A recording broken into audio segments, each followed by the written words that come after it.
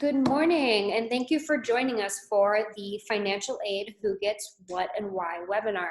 We are very excited to give you a behind-the-scenes look at the financial aid process and go over some of the most pressing questions you and your family might have. But before we get started, I'd like to introduce myself and our special guest.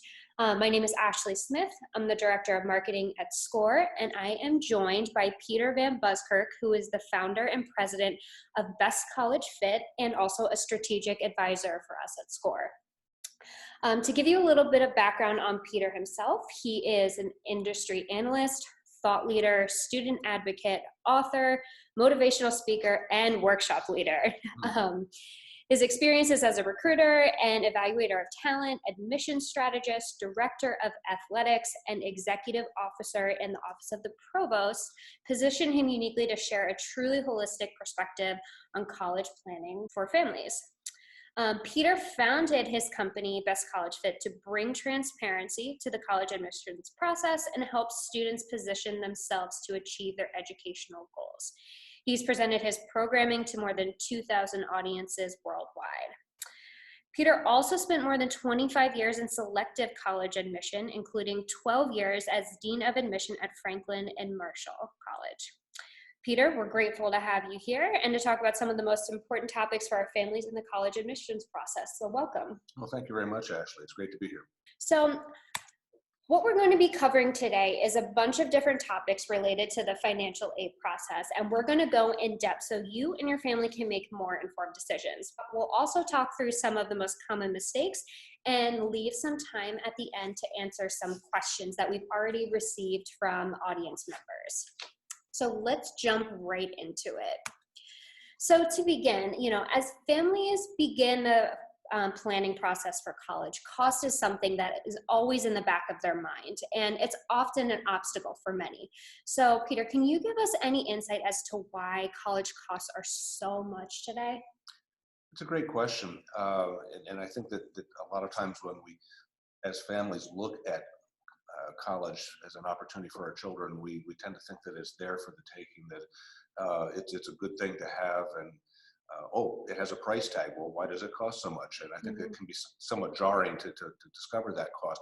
The reality is that the price tag that you see for most colleges is pretty closely reflective of the actual cost of educating a student on that campus. And there are a lot of costs associated with that education that go beyond the residence hall and the classroom, hiring the faculty, making sure that the faculty and the staff all have a competitive benefit programs, so giving professors opportunities to do research in the research facilities on their campuses. One of the things that I learned when I worked in the provost office at Franklin and Marshall was that these costs are pretty expansive. And when the institution is state supported, much of that cost per student is subsidized by the state legislature. In other words, part of the tax dollar that in-state residents pay goes to help support the operating budget at the state universities. Private colleges must bear that cost themselves. And in fact, at most private colleges, they're able to subsidize a little bit before they actually charge tuition. But it's been demonstrated that the actual cost to educate a student, even at private colleges, is greater, believe it or not, than the cost is passed along to families. So yes, there are a lot of things involved there. Increasingly over the last 15 to 20 years, there are amenities that have been built into college campuses that like single room residence halls, dining halls in each residence hall, climbing walls, the kinds of things, the frills, if you will, that schools feel like they need to have in order to attract students. But the greater expenses are involved with attracting, keeping, supporting the people who provide the educational experience. And just a quick illustration of that: if you want to hire a chemistry professor, what would you expect that you'd need to pay an entry-level chemistry professor? Well, keep in mind what the competition is. That same person who has a PhD in chemistry and might teach in your classroom is also attractive in the pharmaceutical industry. Sure. And could probably command a salary in $200,000 to $300,000 a year range. Mhm. And we don't think about that when we think No. about paying college professors. We think, well, we'll get them at minimum wage for professors, maybe $50,000 or $60,000. It doesn't quite work that way. Same thing with a business professor. You want somebody who has real marketing expertise. Again, you've got to hire them away from industry and Yeah. where they're going to get big money. So this is where the costs come from. They're not contrived. They're not made up. And I understand that there's some cynicism in the world about this because there have been instances in the past where colleges price themselves to compete. Sure. But even so, there's not much evidence that pricing exceeds meaningfully the actual cost of educating a student. Yeah, that's so interesting. That conversation, you don't really hear it often or at all even. And, Well, you're right. I mean, what would it cost to hire them in the field? And you want them to have that experience and build up that, those credentials. Well, and I think colleges don't do a very good job of explaining to consumers Yes. what those costs are. Yep. They just say, here it is, and like it or not. Yep. Yeah, that makes a lot of sense. All right, so then given the costs that are involved with a college education, how can families go about finding colleges and schools that are affordable for them? Well, this is a bit challenging because there is really no easy solution. I think that the beginning point here really has to start at home at the dining room table in a conversation between mom, dad, and the student. Mm-hmm. And having been through this with my own children, I know that it's easy for parents to want to be brave in this situation and to say to their kids, this college thing is really important to you. You go ahead and find the place that makes sense, and we'll figure out the money later. We'll make it work, right? And exactly. Yeah. And then as the parent, you have sleepless nights trying to figure out how you're going to make it work. Yep. The last thing you want is for your child to get into that favorite school. And now it's April of the senior year, and you're making decisions about enrollment, and you're looking at that price tag, and now that bravery gives way to panic because you just can't do it. And you say to your daughter, well, sorry, sweetheart, but we're not going to be able to afford it. That's just not a good scenario. So I think the very first thing you need to do is have a frank conversation with your student about what you are able and or are willing. That's important because sometimes families are able to spend much more than they're willing to spend. Because this can mean a sacrifice in lifestyle for many families, but that's the first place to start. Colleges will post their total cost of, their room, board, and tuition costs on their websites and in their literature, so you can get a pretty quick sense of what the sticker price, if you will, is going to be. Please note, however, that in addition to the tuition and board, the total cost of attendance can actually be a number that's 15 to 20% higher because of other associated fees that are never published in the literature. So you can learn about the basic costs right up front. The critical question is, okay, how much are these schools willing to discount for us? How much of that total cost are they willing to forgive for us? Mm-hmm. And if you're sitting on a nice income and asset package for your family, you may not qualify for any need-based assistance. You may be able to, your student might be able to demonstrate some merit for some type of merit scholarship. Sure. But I think that when there's an acute need for money or acute desire for support, you need to begin to focus on places where your student is likely to be valued. And this is a tricky thing to try to measure, but I can say up front that colleges and universities, large, small, wealthy, not wealthy, have resources at their disposal that they will use to try to leverage the enrollment of the students they want most. Mm-hmm. Critical words there, students they want most. Sure. So it's really important as you begin the conversation with your student to think about places where your student's academic credentials and overall admission credentials will be favored by that school. Mm-hmm. As I will say to families, your student with the 3.6 GPA needs to be commended for that, but it's not going to get admission and scholarship at Harvard. Sure. Yeah. And it's realistic. It's realistic. Yeah. Now, there will be other schools that will say, hey, you got a 3.6, we're going to give you a scholarship. Yeah. So I think that being realistic, managing expectations is a really important way to get started with this for families. And you can learn a lot about colleges and what they value by looking at their websites, looking at their admission websites, look at the profile of the students who've been enrolled. Sure. And you get a sense of where the institutions have in the past invested in students. So there's no foolproof strategy here. I think that you just need to start doing some internet research and visit colleges, try to get a sense of what types of qualities seem to be important on those campuses. Quick follow-up question to that.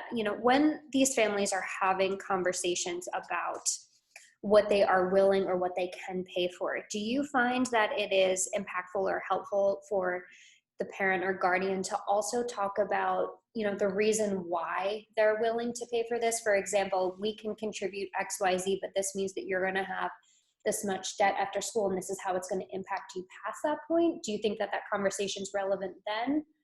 Because I find that, from my peers, I know that a lot of them, people that I went to school with, actually, that was one of the regrets they had. They didn't understand the implication of what that student loan debt was going to look like. Well, it's not just student loan debt that's involved here, because when this initial conversation is taking place with the family, mom and dad have to be willing to concede. We're willing to give up the house at the shore. Sure. To pay for it. Yeah. We don't want to give it up. So that's part of what we want to preserve in our lifestyle. So yes. You're going to have to pay, you're going to have to come up with something extra, because we may look like we're richer than we want to feel. Yeah. And then that college that admits you may admit you and say, okay, well, you're going to have to borrow money. Sorry, sweetheart. Yeah. So I think parents need to be honest with themselves about the lifestyle decisions they're making. But you're right. We're going to talk a little bit about debt later. Yeah. There's a reasonable amount of debt that students might expect over the course of 4 years. And then there's an unreasonable amount. Right. And I think that parents need to help safeguard their kids against the unreasonable amount. And I'm not saying parents should start the conversation by saying, we want to find a school where our kid doesn't have to borrow anything, because I don't want her to have any debt at the end of 4 years. That's a noble aspiration, but it's not terribly realistic. Right. And I think that there are some, and again, I'll provide some tips in a little bit about how you can get into quantifying that more. Yeah. Clearly. Yeah. I asked just because, when you're having those initial conversations, I think it can be valuable to have everything out on the table from the onset. So. Well, it's for parents, it makes you feel a little vulnerable, because now you're kind of putting the business side of the family economy out there for your child to understand. And at some point, they need to do that anyhow. Yeah. And I think that when if mom and dad can see this college process as a partnership with their child, and a partnership with a young adult. Yes. And this is a good learning and teaching opportunity for the family to engage in together. Yeah, great.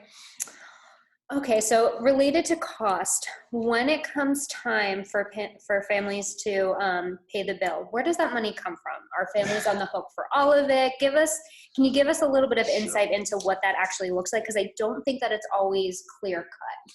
Well, I think that we have to remember that in our country, the beginning assumption about paying for college is that the first responsibility for the college expense, all of it, if you will, is the family.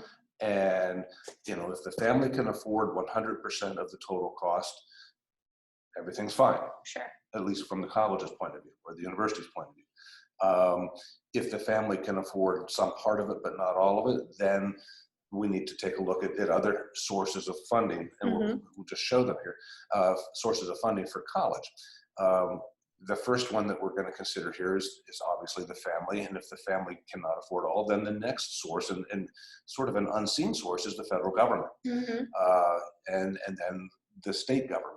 And the institution then kind of puts together a response to the family with all of this information. And at the end of the day, the final source of funding might be community-based scholarships. A student might win a Rotary scholarship for $5,000 or a Toyota Leadership Scholarship for $10,000, which is all good.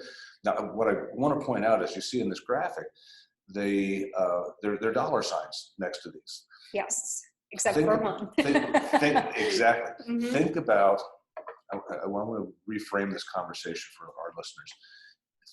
think about financial aid officers as brokers. Okay.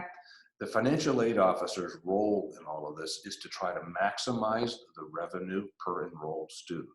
Okay. In other words, Yeah. how much cash can we bring into the institution, in the student's name? So the first and hopefully largest chunk of cash comes from the family. Mom and dad write the check, send a credit card, whatever.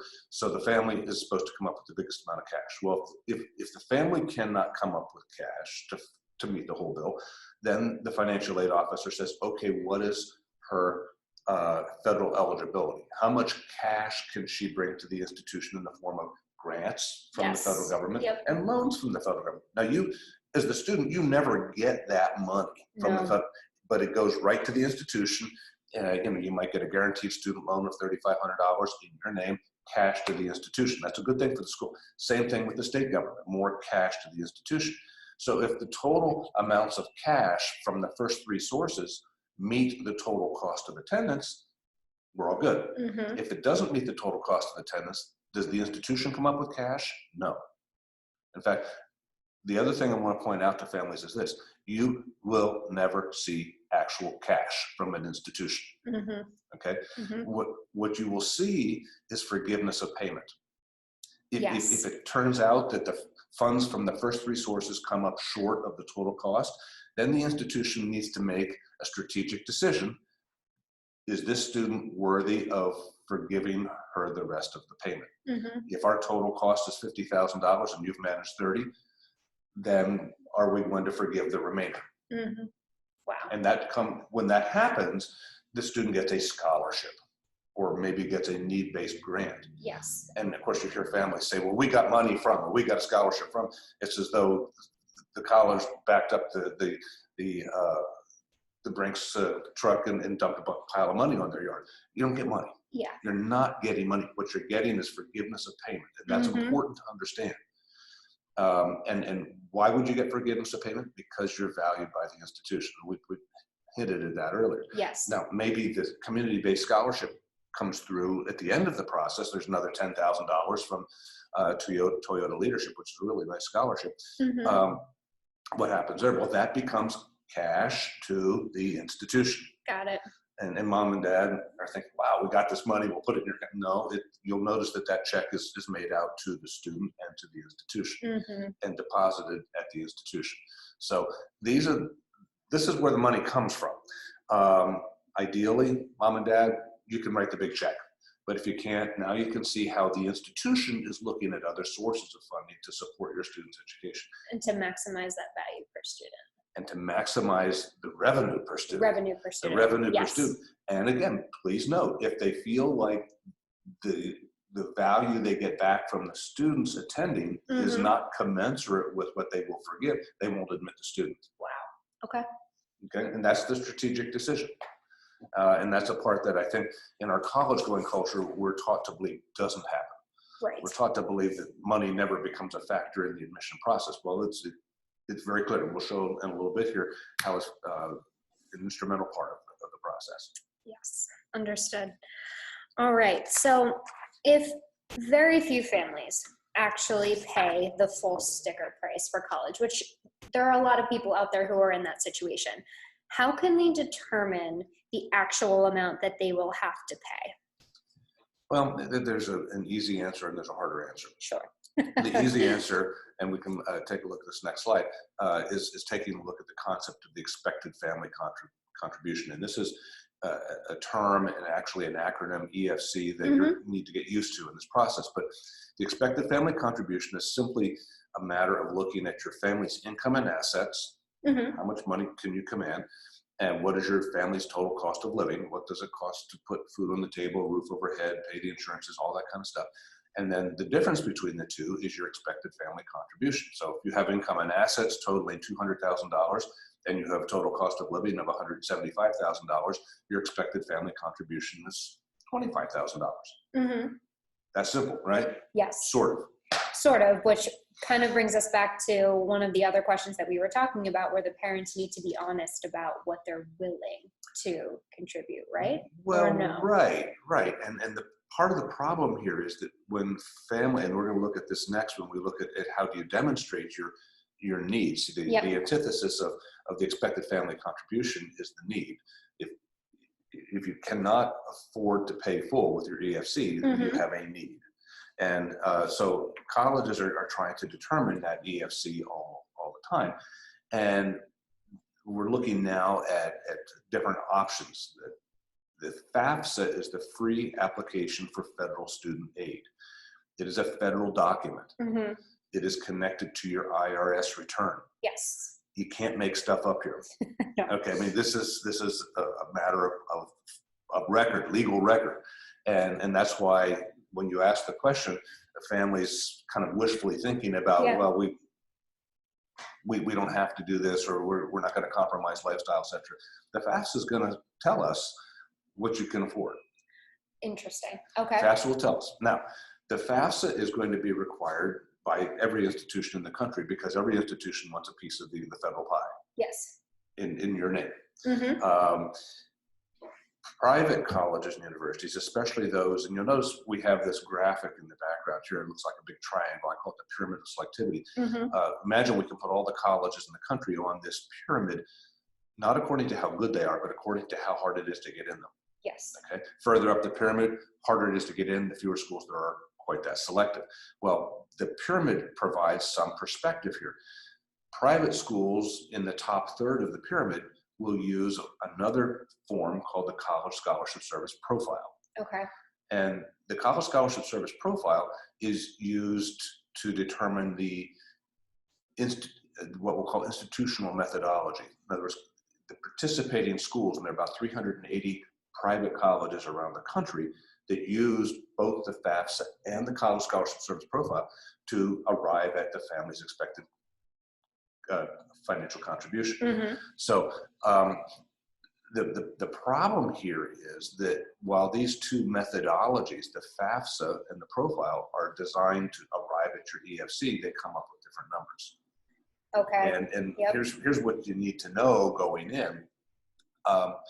The FAFSA has about 20 data points. And again, it's connected to your IRS return. You complete the FAFSA online, and you can do this.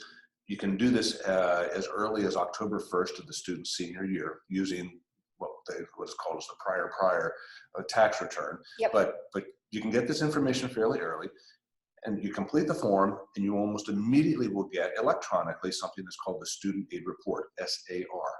The Student Aid Report will say, among other things, here is your expected family contribution, a number. You look at a number, and you might not like it, you might like it. Regardless, you'll get used to it. I mean, it's a number you carry in your head that is what your family's supposed to contribute. And if you're looking at a state university, and many of the less selective further down the pyramid, private colleges and universities, that number is probably going to be a close determinant of what your out-of-pocket is going to be for that institution. If you're looking at private colleges in the top third, they'll want to see that profile. Now, the difference here is that profile will have about 80 data points. And the institutions can kind of create their own form there. The FAFSA is a federal document. The College Scholarship Service is a form that has some common data points for all the schools, but each school can customize. For example, if a student lives in a family where the biological parents are divorced, according to the FAFSA, the students and the determination of expected family contribution from the FAFSA will rest with the custodial parent, the person who files the tax return, the IRS return, and claims the student. So if mom is claiming the student on the IRS return, then it'll be mom's income that will determine the student's eligibility for need-based assistance. According to the profile, it's different. The profile for many schools will want to see both of the biological parents and any remarried. So interesting. Step parents come into play here too. There could be the income for 4 parents coming into play for the profile. And this is just an example of how granular this can be and expansive it can be. The result is that there will be a difference of as much as $10,000 to $15,000 in the EFC between the FAFSA and the profile. The FAFSA will typically show a lower expected family contribution. Yes. And the profile a higher. And the bigger problem is this: when you complete the profile, and that's like doing taxes. You get an accountant to help you with that. Yeah. When you're done with the profile, you send it in, you get nothing back. So nothing. Whereas with the FAFSA, you got that student aid report, you had a number. Yeah. You don't get a number. You the don't know institution just keeps it for their discretion. Well, you may not know the result of that profile until the student's accepted and now is looking at a financial aid award that doesn't match your expectations per the FAFSA. Wow. And this is when the conversation can be pretty jarring for students, particularly at private colleges and universities. Now, you'll notice that this slide is titled Inside Differential Need Analysis. Differential need analysis is the practice that many private colleges engage in, where they will look at a student and they will look at the number that the FAFSA has generated and the number that the profile has generated for that student, and they'll decide how they want to justify financial aid. If we really, really, really like the student, we can justify a more generous financial aid award based on the FAFSA. If we like you, but not really, really, really like you, we want to admit you, we can justify a lesser financial aid award based on the profile. Wow. And you won't know that until the very end of the process. And I note the net price calculator here because every institution in the country is obligated to have on its website a net price calculator. Yeah. Which is supposed to show a pretty close approximation of your out-of-pocket expense for that school. For schools that are only using the FAFSA, it's probably pretty close. For private schools that could use the FAFSA or the profile, who knows what methodology they're using? Yeah. And that's why the net price calculator is hard to, it's not reliable, let's put it that way. Yeah, it's not clear all the time. Exactly. And keep this in mind that when schools put the net price calculator up, they're in sales mode. So they're probably going to try to show the best case scenario for that family. Yeah. Rather than the worst case. So they'll use the FAFSA. Yeah, and I think that this contributes to a lot of students and parents and guardians, their feelings of anxiety and uncertainty related to this process, because if you're not getting certain pieces of information back that the school is using to make a decision about you, it's tough. Well, it's going into this process, if you need assistance or you're really mindful of affordability. Yep. The metaphor is this: it's kind of like playing poker with somebody who can see your hand. Yeah. See the cards in your hand, and you can't see theirs. Exactly. Yeah. It's not a level playing field that way. That is tough. I'm going to give you some thoughts about how you can get around that. Okay. All right. So once colleges determine EFC or expected family contribution, how do they use this information? Does it have an impact on who is admitted, how financial aid is awarded? Can you give us some insight on that? Absolutely. And I want to share with you a graphic next that illustrates what's going on in the selection process at institutions across the country. We have some overlays here. Normally this would be a graphic that has some degree of animation, but so use your imagination with me as we go through this. People who are managing the admission process right now, admission officers, enrollment managers, if you will have this type of graphic or matrix available to them right now in the selection process. Notice what we're looking at. Across the top, we can see the students' demonstrated need, from no need all the way to high need, and then down the side, we see the students' desirability from high to low desirability, and then we have a group of non-admits. Now, this is a simplified version of the matrix.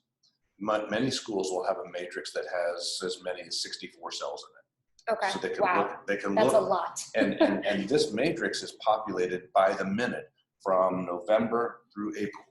Okay. As tentative admission decisions are being made, then the program populates this matrix with new students. Now look at the kind of information we can find in each cell. In the upper left, we see with the number of students who are there right now, the projected yield on the offers of admission for that cell. And we know that yield because we have years of data that predict rather closely what that yield's supposed to be. And we see also the average EFC, or more importantly at the bottom there, the net revenue for that cell. Now let's just kind of project this out a little bit. Let's suppose that today we're working with an institution that costs $50,000 a year. Okay. And let's suppose that today, this moment, there are 100 students in that cell, and that our projected yield on that cell is 20%. Okay. What do we know about the likely revenue for that cell per today? If nothing changes, we have 100 kids, 20% yield, and the cost is $50,000. We're looking at $1 million that's bankable.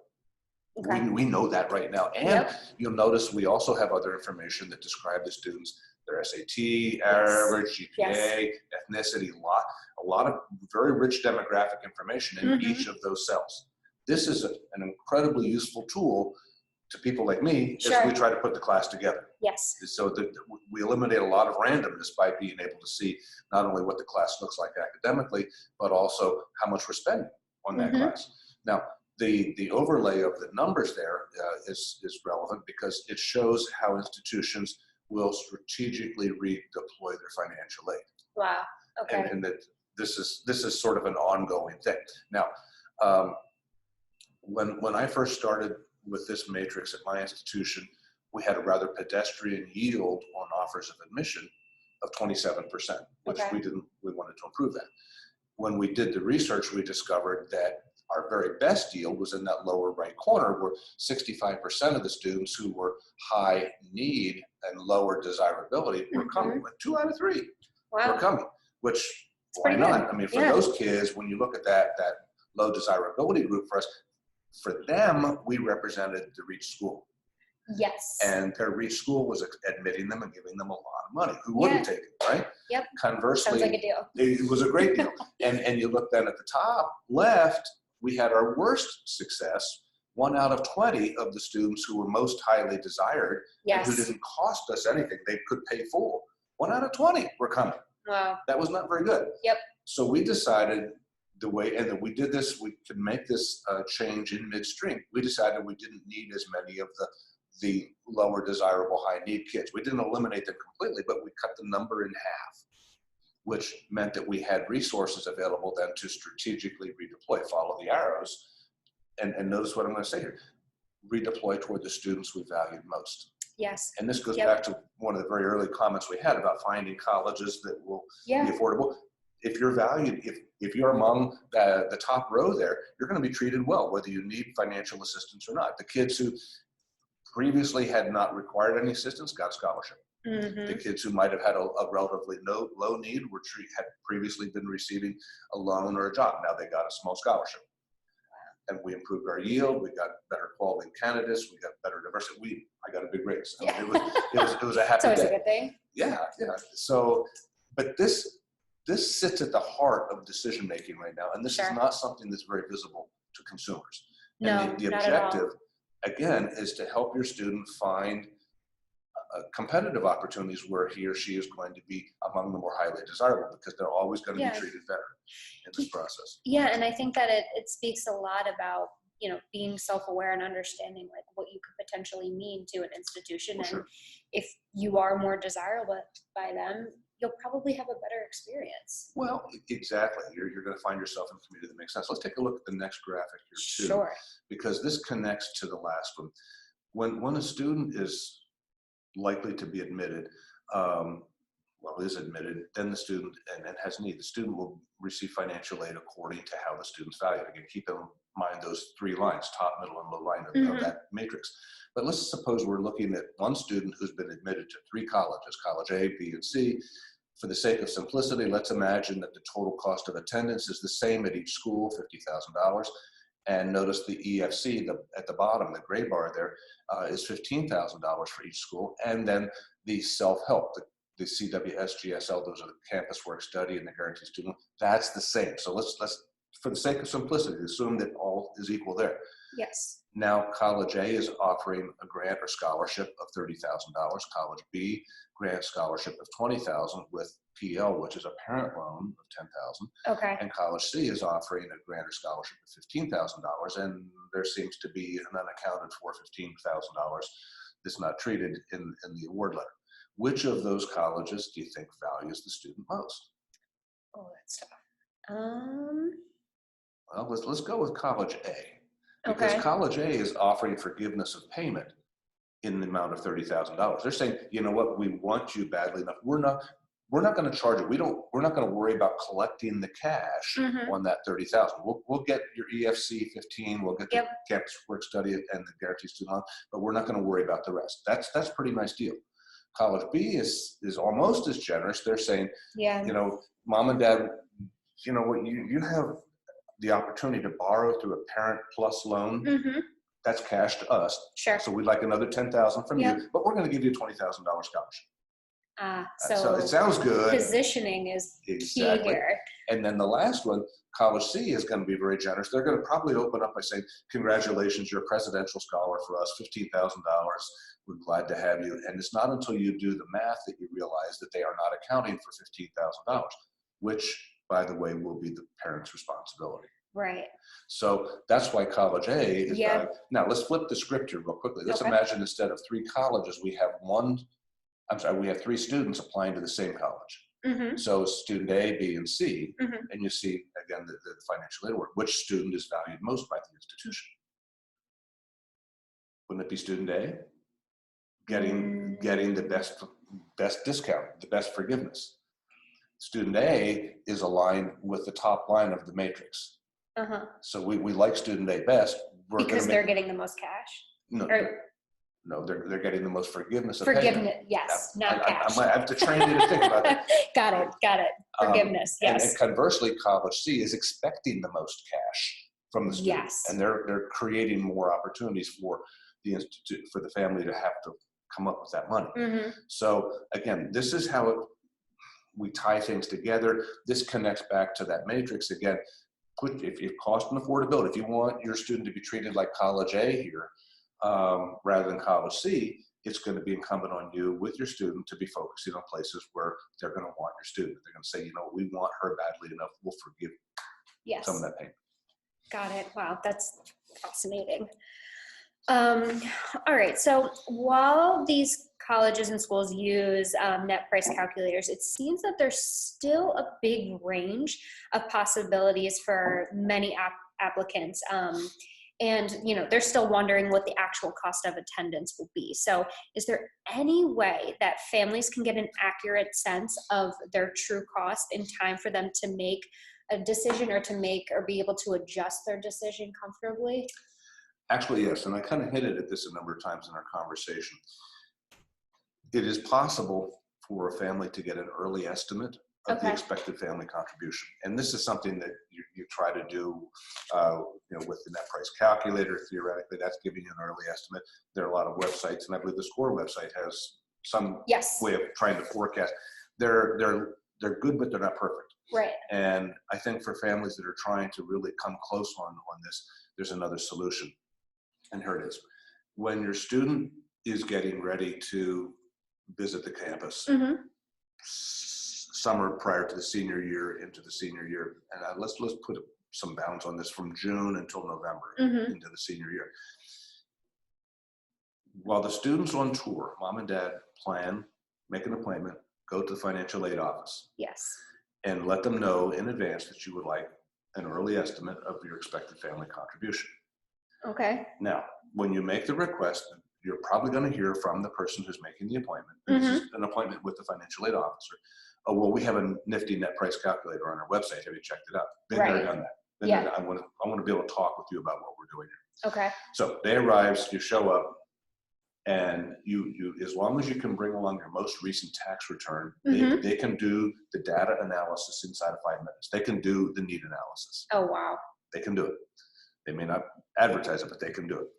So you've handed them your form, they do the need analysis, they hand you a number.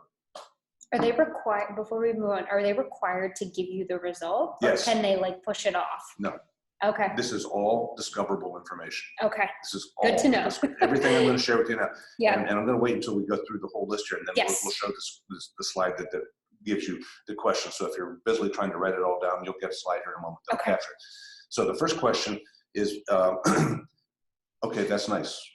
Which methodology did you use to arrive at that number? Now, based on our conversation so far, you know that there are 2 methodologies, the FAFSA and the CSS. CSS profile. Yes. Now you're going to get blink, blink, blink from the financial aid officer because you're now asking them something that you're not supposed to You're know asking about. a smart question. Thank you, exactly. So they'll probably say, well, we use the FAFSA, which makes sense because sales mode, that's the first thing they can put out there. Sure. The next question you ask as you continue to smile patiently is, that's very nice. When my daughter is admitted, which methodology will you use then? Oh. Stammering no, because you're really getting into the kitchen and you're not supposed to be doing that. And they'll say, well, we might use the college scholarship service profile. Yeah, I see that. Now they'll do some more number crunching. Oh boy. Okay. Now they're sweating. Now they're sweating because you know more about their business than you're supposed to know. Sure. And you're going to get two numbers now. You will have the FAFSA number, your EFC, and the profile EFC. And they're not going to be the same. No. But think about it. You're going to have the best case, worst case scenario now. You see those numbers. And you're not done. The next question is going to be, can you tell me what the total cost of attendance will be for my daughter's first year? Which is a good question because you can't quote it. You can quote tuition, room, and board, but total cost of attendance is not published. It's not a published number. And it will include other related fees, social fees, lab fees, transport, and all money that mom and dad have to cover. Yeah, I think the perception is that it's the additional costs are room and board.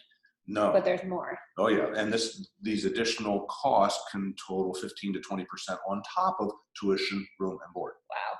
Okay, so now you have the total cost of attendance, you have the best case, worst case scenario, neither of which reaches the total cost of attendance, and you observe that there's a differential between the two. Yep. And the next logical question is, well, when my daughter's admitted, how will you help us meet that differential? Now you get real pushback because they'll say, come on, we don't even know if we're going to admit her. We can't go there. And here's the important question to ask. You remain calm, smile, and say, I know. But surely you have a template that you have used to treat situations like this in the past. Yeah, I see that template. In other words, it's a financial aid award letter that shows the breakout of grant, scholarship, loan, job for students who've looked like that in the past. Oh, wow. They have it and they must share it. Okay. Wow. Yeah. And now this is good piece of advice. Well, yeah. And now what have you got? You've got scholarship, grant, loan, job. Oh, loan. Last question.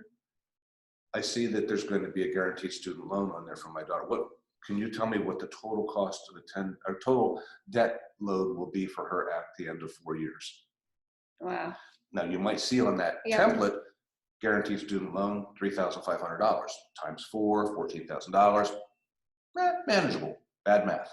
Because there will be accelerators in loan eligibility so that by the time she's a junior or senior, she can be borrowing $8,500 a year. Right. So the total debt can be as much as $26,000, $28,000 at the end of 4 years, which in the mind of people in the industry is not terrible. What's terrible is $50,000, $75,000, $100,000, and that can happen because colleges will load on a lot of other borrowing opportunities. Right. So why don't we show that summary slide then? These are the kinds of questions that you need to ask. Now, if you come out of this meeting with financial aid officer and you are at all uncomfortable with the numbers you've seen and or the way you've been treated, take note. Take note. If your kid wants to apply early decision to that school, it's not going to get any better. Yeah. You've just seen, you have the best leverage right there. It's not going to get better later. Got it. If you wait till after the student's admitted to have this conversation, they've got you. Yeah. Wow. So, and again, this is discoverable information. And I think as long as you're prepared and you're comfortably resolute in asking the questions, you can get a lot of information that can be helpful. Wow. So then where can families turn to if their students are admitted and receive financial aid awards that aren't necessarily going to work for them? Well, I think it's a good question. And the reason I'm hesitating a little bit is not the answer, but the timing. An appeal is always important. And what we have to be careful about here is families should not be encouraged to think about negotiating financially, because financial aid officers and colleges in general don't like to regard themselves as negotiators. Sure. There's something about that just sounds dirty to them. So you can make an appeal. If you have new information, Okay. making the appeal in writing and perhaps in person in writing is the best way to pursue this. New information can be evidence of change in employment. I was going to say, what are some life circumstances? Maybe that would... mom or dad lost a job. There can be some serious medical expenses that don't show up on that prior financial aid award. There could be issues with you lost a house to a fire or something like that. If there are if there's documentable evidence of changes of your income and assets, you want to present that. Okay. Present it in writing. But the key thing is you don't want to wait. And a lot of times when families get a financial aid award that doesn't look right, doesn't feel right to them, they're intimidated by the process. And they tend to stand back and just assume that, well, I don't know how to talk to them about it. Well, hopefully you've gotten from this webinar says that you need to talk with them, and that you need to go into that conversation comfortable that you have knowledge of the process and you can ask good questions. So the question, the way you don't want to frame this is, well, I don't understand what's going on here because you accepted my neighbor's kid and gave her a better financial aid award, but my daughter has a better GPA and a better SAT. What's going on? Number one, they can't discuss another candidate with you, and number two, they're not going to start there anyhow. They'll look at the data that defines your income and asset situation, not somebody else's. So I think appealing is important with documentation and in person if possible. When you do it in person, you're demonstrating a commitment to getting it right. Wow.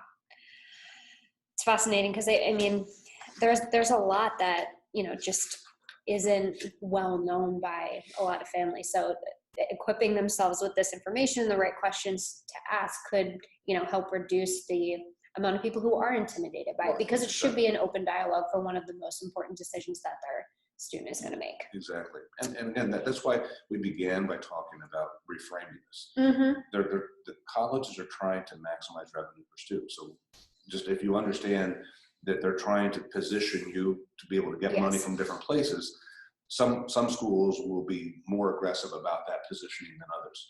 And they're saying an awful lot about how they value you then. Very true.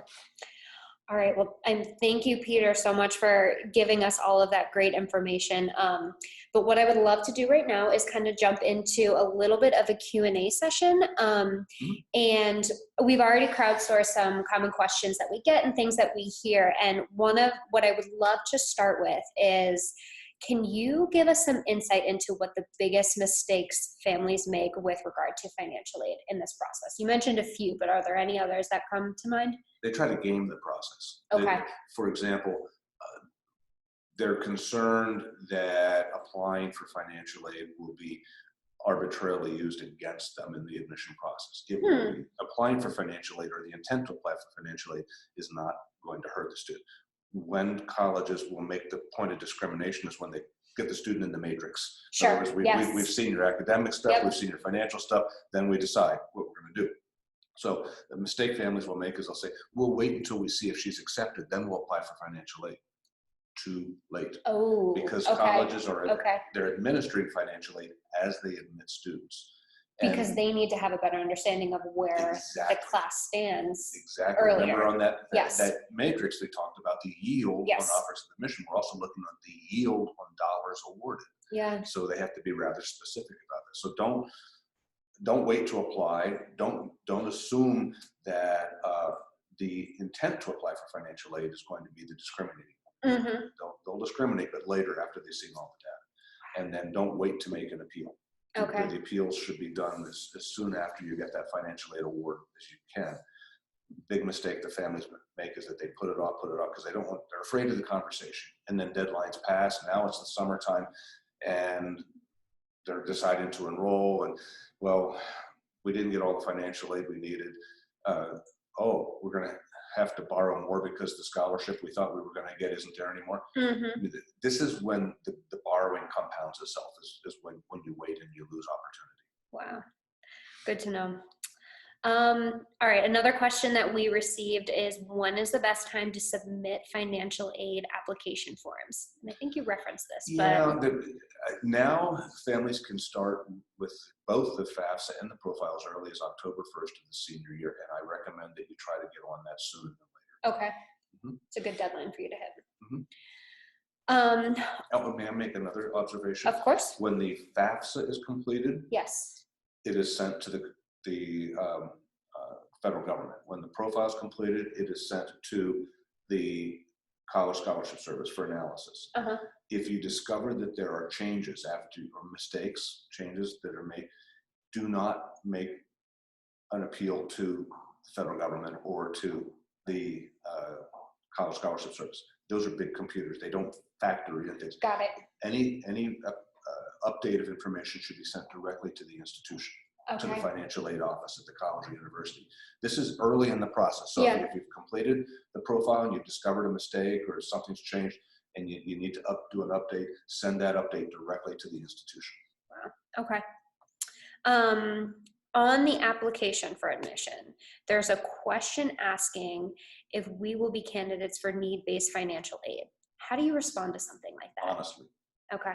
And frankly, a lot of families don't know for sure Yep. whether they're going to need it or not. So it cannot hurt to look. And as I said earlier, Mm-hmm. colleges will not discriminate based on your intent to apply for financial aid. Why? About a third of the students who check yes in that box, Yep. we're going to apply. About a third will either never apply finally because they know they don't need it, or Mm-hmm. they do apply and they demonstrate they don't need it. So if we discriminate on that checkbox, we're fools because we're cutting out of the pack about a third of the students who might look pretty attractive to us. Wow. Okay. All right, we have time for one more question, Sure. Which is, what should I do if I don't need financial aid but would like to be considered for merit scholarships? Good question. And colleges are going to vary on this. Some schools will be very upfront about protocols for acquiring merit scholarships. Mm-hmm. They'll tell you on their website, this isn't going to be hard to find. If you'd like to compete for X scholarship at our school, you'll need to complete an extra essay, come to campus. I mean, there'll be a whole process designed by the institution. Basically, they're trying to promote themselves, Mm-hmm. but a scholarship competition. At other places, and my school was one of them, the admission process was a de facto scholarship competition.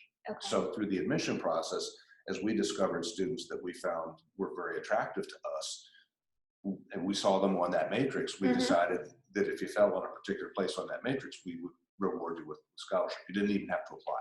Oh, wow. Okay. Yeah. So some schools will respond without any initiation on the part of the student, and others, there will be an application process. Got it. All right, well, that is all we have time for today. Again, thank you, Peter, so much for joining us. We really value all of the insights that you have, and hopefully this will help you and your family make better decisions about the financial aid process. I did want to quickly point out that Peter is a regular contributor to the Scoir blog, where he talks about topics, financial aid and other things related to the admissions process. So make sure you check out some of that content there, and we will have Peter on again in the near cool. future. And I hope I'm not putting something out there for you that you're not ready to handle. But if families have questions, yes, how might they contact working through Scoir to ask questions that we might be able to respond to, either in a blog or mm-hmm. Perhaps in a setting like this? So there are a number of different ways that you can get in touch with us. One of them would obviously be through the form on our website, just a general contact us, Mm-hmm. to follow up about this. We also share a lot of this content on social media and are very engaged with making sure that we respond and follow up. So through our website, www.scoir.com, SCOIR, there are a variety of different pathways that you can use to get in touch with us and our other digital touch points. So just make sure you check that out, and you can always reach out to us on social and through the contact us form. So those are the two places to start, and it's one of the places where we actually gather and collect questions that are used as the basis for this, because our ultimate goal is to answer the questions that families have. Perfect. So yeah, Thank you. Awesome. All right, well, thank you so much, and until next time. Looking forward to it. Take care.